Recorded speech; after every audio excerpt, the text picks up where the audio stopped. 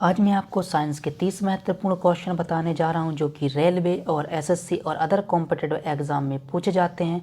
तो इस वीडियो को शुरू से लेकर अंत तक ज़रूर देखें और यदि आपने हमारे चैनल को सब्सक्राइब नहीं किया है तो आप हमारे चैनल को सब्सक्राइब ज़रूर करें। तो आइए दोस्तों वीडियो को शुरू करते हैं। क्वेश्चन नंबर 31, सेल्सियस मापक्रम पर जल के क्वथनांक तथा हिमांक होते हैं क्रमशः ए 0 डिग्री सेल्सियस से 100 degree Celsius, B 100 degree Celsius से 0 degree Celsius, C 212 degree Celsius तथा 32 degree Celsius, D 32 degree Celsius तथा 212 डिग्री सेल्सियस।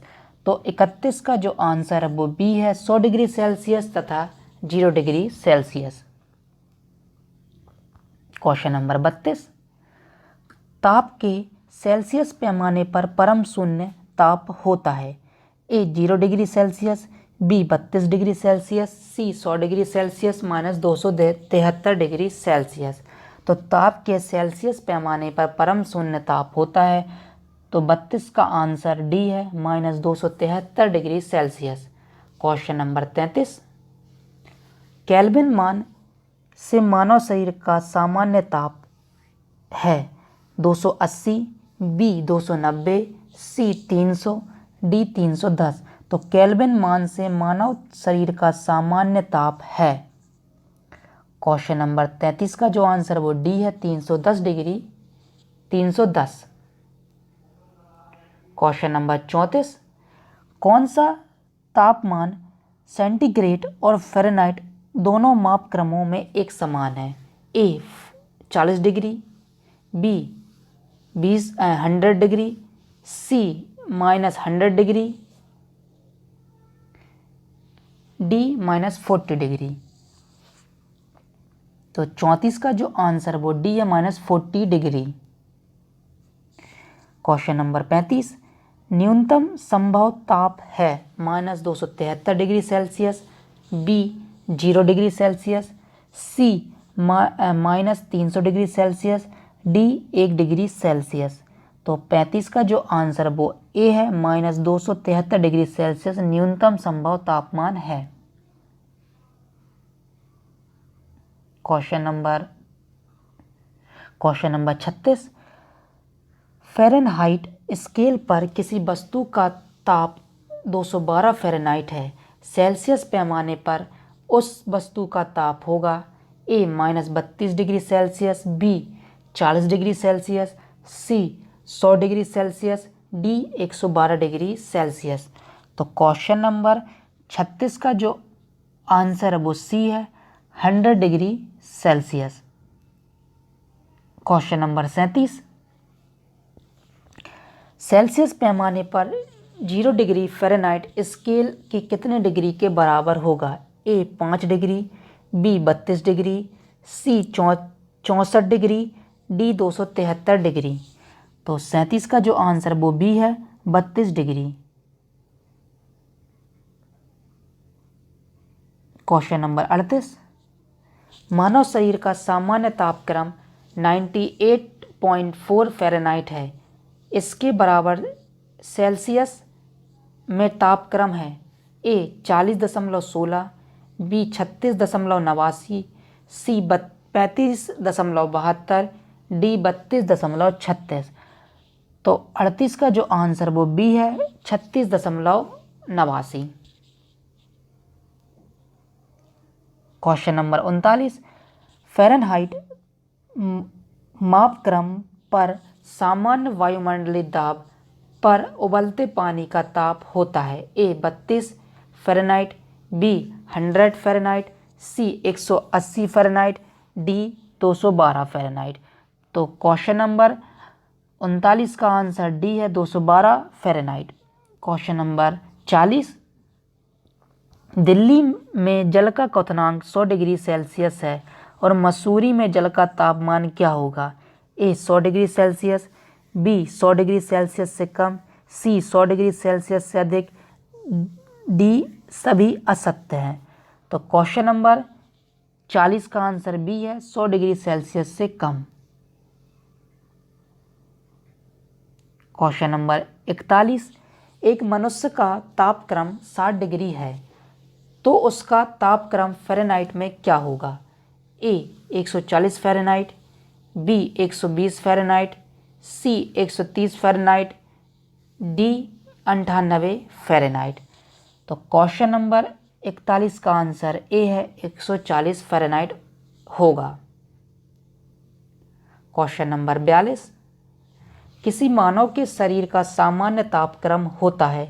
ए 98 फ़ारेनहाइट, बी 98 सेल्सियस, सी 68 Fahrenheit, D 66 Fahrenheit.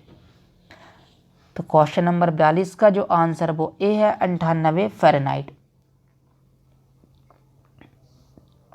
Question number 43, तृप्त जल के थैलों में जल का प्रयोग किया जाता है क्योंकि ए यह सरलता से मिल जाता है, बी यह सस्ता है और हानिकारक नहीं है, सी इसकी विशिष्ट ऊष्मा अधिक है, डी जल को गर्म करना आसान है।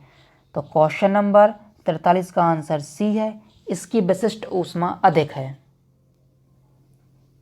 क्वेश्चन नंबर 44, धातु की चार चायदानियों में लकड़ी के हैंडल क्यों लगे होते हैं? ए लकड़ी ऊष्मा की कुचालक होती है, बी इससे बिजली का शॉक नहीं लगता है, सी इससे पात्र सुंदर लगता है, डी इसमें स्वच्छता होती है। तो क्वेश्चन नंबर 44 का आंसर ए है, लकड़ी ऊष्मा की कुचालक होती है। क्वेश्चन नंबर 45वां, जब गर्म पानी को मोटे कांच के गिलास के ऊपर छिड़का जाता है तो वह टूट जाता है, इसका क्या कारण है? ए अचानक ही गिलास विस्तारित हो जाता है, बी अचानक ही गिलास संकुचित हो जाता है, सी जल वाष्पित हो जाता है, डी कांच रासायनिक रूप से जल के साथ प्रतिकृत होता है। तो क्वेश्चन नंबर 45 का आंसर ए है, अचानक ही गिलास विस्तारित हो जाता है। क्वेश्चन नंबर 46, पानी का घनत्व किस ताप पर अधिकतम होता है? ए 0 डिग्री सेल्सियस पर, बी 4 डिग्री सेल्सियस पे, सी -4 डिग्री सेल्सियस पे, डी 100 डिग्री सेल्सियस पे। तो पानी का घनत्व किस ताप पर अधिकतम होता है? तो क्वेश्चन नंबर 46 का आंसर बी है, 4 डिग्री सेल्सियस पर। क्वेश्चन नंबर 47वां, जब बर्फ़ को 100 डिग्री सेल्सियस से 10 डिग्री सेल्सियस तक गर्म किया जाता है तो जल के आयतन ए एकसार रूप से बढ़ती है, बी एकसार रूप से कम होती है, सी पहले बढ़ती है और उसके बाद कम होती है, डी पहले कम होती है और उसके बाद बढ़ती है। तो क्वेश्चन नंबर 47 का आंसर डी है, पहले कम होती है और उसके बाद बढ़ती है। क्वेश्चन नंबर 48वां, यदि जल को 10 डिग्री सेल्सियस से 0 डिग्री सेल्सियस पर ठंडा किया जाए तो ए जल का आयतन 4 डिग्री सेल्सियस तक तो कम होगा फिर बढ़ेगा, बी जल का घनत्व लगातार बढ़ेगा और 4 डिग्री सेल्सियस पर अधिकतम हो जाएगा, सी जल का आयतन लगातार घटेगा और 4 डिग्री सेल्सियस पर न्यूनतम हो जाएगा, डी जल का घनत्व 4 डिग्री सेल्सियस तक घटता फिर बढ़ेगा। तो क्वेश्चन नंबर 48 का आंसर ए है, जल का आयतन 4 डिग्री सेल्सियस तक कम होगा और फिर बढ़ेगा। क्वेश्चन नंबर 49, साइकिल के ट्यूब अधिकांशतः गर्मियों में क्यों फटते हैं? ए गर्मी के कारण ट्यूब फट जाता है, बी गर्मी के कारण रबड़ बहुत कमज़ोर हो जाता है, सी गर्मी के कारण रबड़ कड़ा हो जाता और हवा को जगह देने के लिए फैलता नहीं है, डी उपयुक्त में कोई नहीं। तो क्वेश्चन नंबर 49 का जो आंसर वो ए है, गर्मी के कारण ट्यूब फट जाता है। क्वेश्चन नंबर 50, शीशे की छड़ जब भाप में रखी जाती है इसकी लंबाई बढ़ जाती है परंतु इसकी चौड़ाई ए अपरिवर्तित रहती है, बी घटती है, सी बढ़ती है, डी अव्यवस्थित होती है। तो क्वेश्चन नंबर 50 का आंसर डी है, अव्यवस्थित होती है। क्वेश्चन नंबर 51, लोलक घड़ियाँ गर्मियों में सुस्त क्यों हो जाती हैं? ए गर्मियों के दिन लंबे होने के कारण, बी कुंडलियों में घर्षण के कारण, सी लोलक की लंबाई बढ़ जाती है जिससे इसकी इकाई डोलन में लगा हुआ समय बढ़ जाता है, डी गर्मियों में लोलक का भार बढ़ जाता है।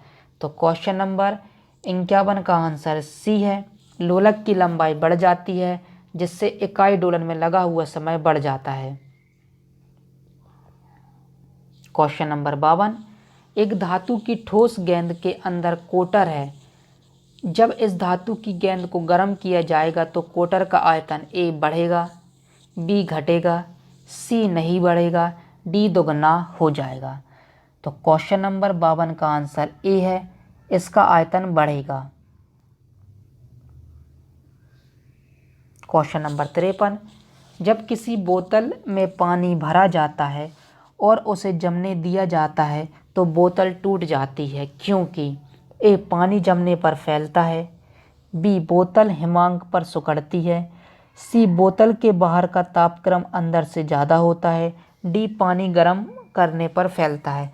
तो क्वेश्चन नंबर 53 क्या कह रहा है, जब किसी बोतल में पानी भरा जाता है और उसे जमने दिया जाता है तो बोतल टूट जाती है क्योंकि इसका आंसर ए है, पानी जमने पर फैलता है। क्वेश्चन नंबर 54, अत्यधिक शीत ऋतु में पहाड़ों पर पानी की पाइपलाइनें फट जाती हैं, इसका कारण है ए पाइप ठंडक में सिकुड़ जाता है, बी पाइप में पानी जमने पर सिकुड़ जाता है, सी पाइप में पानी जमने पर फैल जाता है, डी पाइप ठंडक पाकर बढ़ जाता है। तो क्वेश्चन नंबर 54 का आंसर सी है, पाइप में पानी जमने पर फैल जाता है। क्वेश्चन नंबर 55, दो रेल पटरियों के मध्य जोड़ पर एक छोटा सा स्थान क्यों छोड़ा जाता है? ए क्योंकि ऐसे स्थान छोड़ने से कुछ लागत बचेगी, बी क्योंकि धातु गर्म करने पर फैलती है तथा ठंडी होने पर संकुचित होती है, सी आवश्यक गुरुत्व बल उत्पन्न करने के लिए, डी इनमें से कोई नहीं। तो क्वेश्चन नंबर 55 का आंसर बी है, क्योंकि धातु गर्म करने पर फैलती है और ठंडी होने पर संकुचित होती है। क्वेश्चन नंबर 56, किसी झील की सतह पर पानी बस जमने ही वाला है, झील के अधा स्थल में जल का क्या तापमान होगा? A 0 degree Celsius, B 1 degree Celsius, C 2 degree Celsius, D 4 degree Celsius. तो क्वेश्चन नंबर 56 का आंसर डी है, 4 डिग्री सेल्सियस। क्वेश्चन नंबर 57, शीतकाल में जब ठंड से जल जम जाता है तब मछलियां और अन्य जलीय जीव ए जीवित रह सकते हैं क्योंकि जल का केवल ऊपरी परत ही जमता है, बी अन्य गर्म स्थानों पर चले जाते हैं, सी सुरक्षित जीवित रह सकते हैं क्योंकि उनमें ठंड बर्दाश्त करने की अंतर्निर्मित प्रणाली होती है, डी मर जाते हैं। तो क्वेश्चन नंबर 57 का जो आंसर वो ए है, जीवित रह जाते हैं क्योंकि जल का केवल ऊपरी परत ही जमता है। क्वेश्चन नंबर 58वां, ऊष्मा के संचरण की विधि है, ए चालन, बी संवहन, डी विकिरण, सी विकिरण, डी उपयुक्त सभी।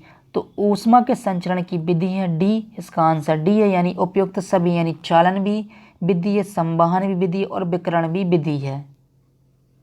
क्वेश्चन नंबर 59वां, ऊष्मा के संचरण की किस विधि में पदार्थ के अणु एक स्थान से दूसरे स्थान तक स्वयं नहीं जाते? ए चालन, बी संवहन, सी विकिरण, डी तीनों। तो क्वेश्चन नंबर 59 का आंसर ए है, चालन। क्वेश्चन नंबर 60, द्रवों एवं गैसों में ऊष्मा का स्थानांतरण निम्नलिखित में से किस विधि द्वारा होता है? ए चालन, बी संवहन, सी विकिरण, डी इनमें से सभी। तो द्रवों एवं गैसों में ऊष्मा का स्थानांतरण निम्नलिखित में से किस विधि द्वारा होता है? तो क्वेश्चन नंबर 60वें का आंसर बी है, संवहन विधि के द्वारा होता है। तो दोस्तों ये थे साइंस के 30 महत्वपूर्ण क्वेश्चन जो कि रेलवे, एसएससी और अदर कॉम्पिटिटिव एग्जाम में पूछे जाते हैं। यदि आपको वीडियो अच्छा लगे तो वीडियो को लाइक करें, वीडियो को शेयर करें, साथ ही हमारे चैनल को सब्सक्राइब करें। अब हम मिलते हैं नेक्स्ट वीडियो में।